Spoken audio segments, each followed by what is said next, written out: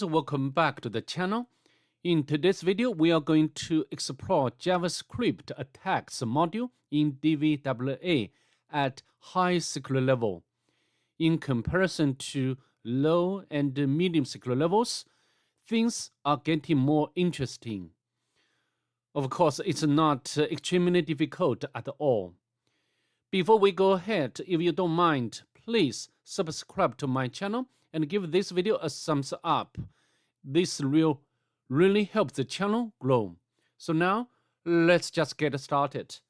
First of all, we need to set security level to high, submit, and then we can navigate to JavaScript attacks. So as in the previous video, we are presented this textual input field, and we can try to, this box or this input box doesn't have anything. This is a blank. So we can try to input success and submit. However, we got similar error, invalid token. And in order to get this level down, as before, we need to launch Burp Suite to understand what's going on under the hood. Okay, so how to do? We need to turn the proxy to Burp Suite. In the meantime, we can launch Burp Suite.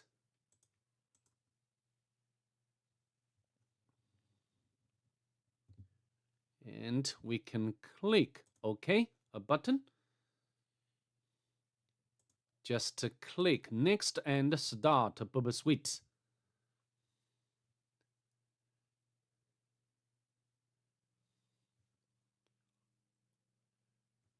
And we can make the window to be larger. And then at the top, we can navigate to Proxy tab and then enable intercept option. So now let's go back to the browser. We can try to input anything, test, submit. And here we got this request body. So the 3 key value pairs in this request body token. But unlike low and medium security levels, this time token is much more complicated and longer. But the 3 key values pairs are very similar. We can copy and paste onto my notebook. So now let's forward, and we can try to input different phrase. For example, like JSON, and submit.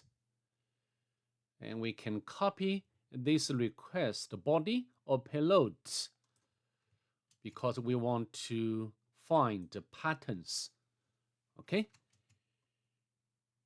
Although we have already changed the phrase, the token doesn't change. A bit weird. And the phrase. So what happened when we submit different phrase? It's time to analyze source code of this page. After all, we are doing JavaScript attacks.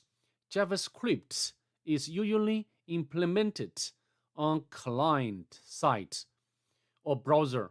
We can view page source, and we can scroll down, and then we can find this high JavaScript. We can open, link in the new tab.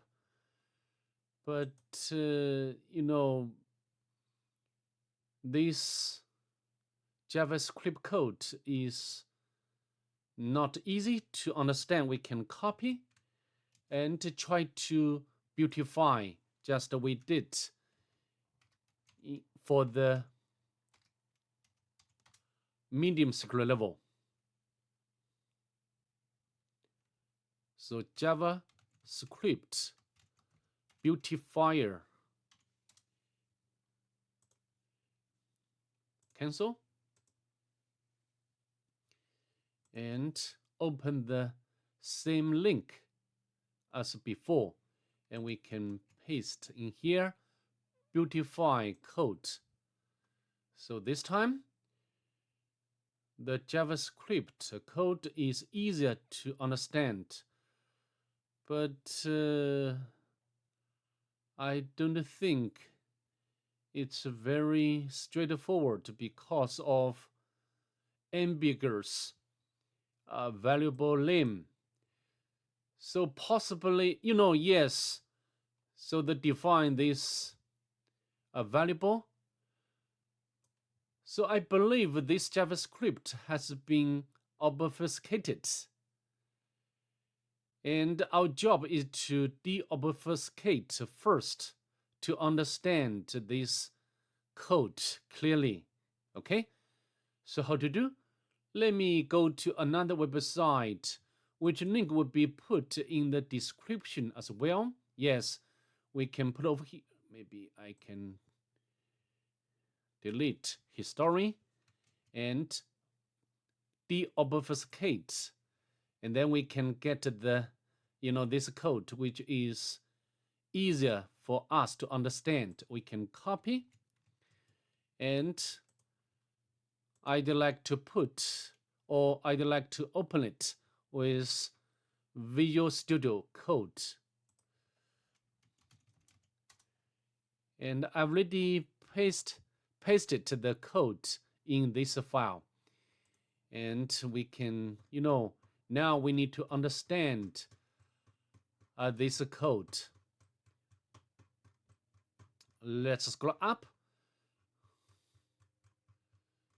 So, okay, so define the error message, blah, blah, blah, define many variables. Okay, scroll down. And also this one, the function SHA 256, but it's not executed yet. We need to find the entry of this JavaScript code. So here, define the function of SHA 256. As we know, this is one type of hash.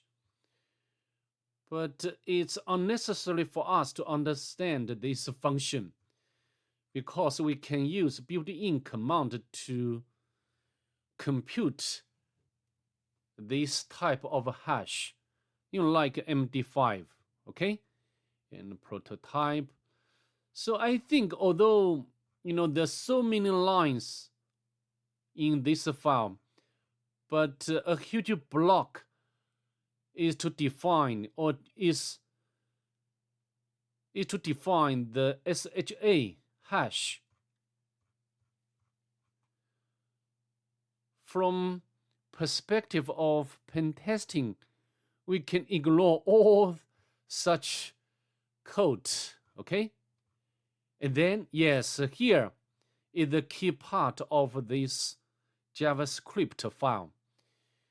And, define the function, do something. This is the same as medium security level. Very simple to understand, very easy to understand, because this is just to do reverse operation on the string, okay? And then define the function token part 3. So the function name itself implies this should be the third part of the token, okay? And we'll do, we'll set the token's value to this and do the SHA 256 hash and concatenate this y is zz, okay? And another similarly This is the second function definition, which defines the token, and this also this one, and get the phrase. So here is just what the code starts its execution. Initially, we'll set the phrase to empty string. So this is the reason why just now we didn't see anything or any text in this box. Okay? And then this is the second time we see we have seen this function set timeout. This means before execute this function, token part 2 needed to wait 300 milliseconds, and then we'll call this function. So because of this set timeout, this function should be executed first, because this is the event. Right now, this function will not be executed. Okay? When we will click the button or send, yes, this one, the send or submit, and then this function will be called. So now we can take our attention to this first part of token function first, okay? And pass two parameters a, b. But if you check the body of this function, these two values or two parameters are not used in the block. So we can ignore these two parameters. I mean this one. We can ignore, we can put anything, A, B, C, D, or E, D, E, F. It doesn't matter. So now I think we need to know the result of this function. So get the phrase. Of course, the phrase should be success. And the success, and we'll call this function do something reverse. So it will reverse success. So how to do? Maybe I can use the Python.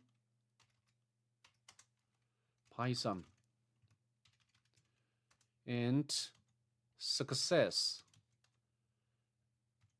And we can use this one.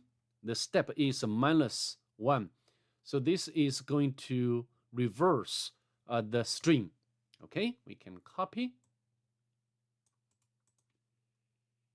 and put over here. So this means when this function is completed, we'll get the returned value as this one, and then we'll wait 300 milliseconds, and then execute this function, the token part 2, and the parameter which will be passed is $x. Yeah, this one. So here the E should be equal XSS. Okay, so how to do the XSS? So I think now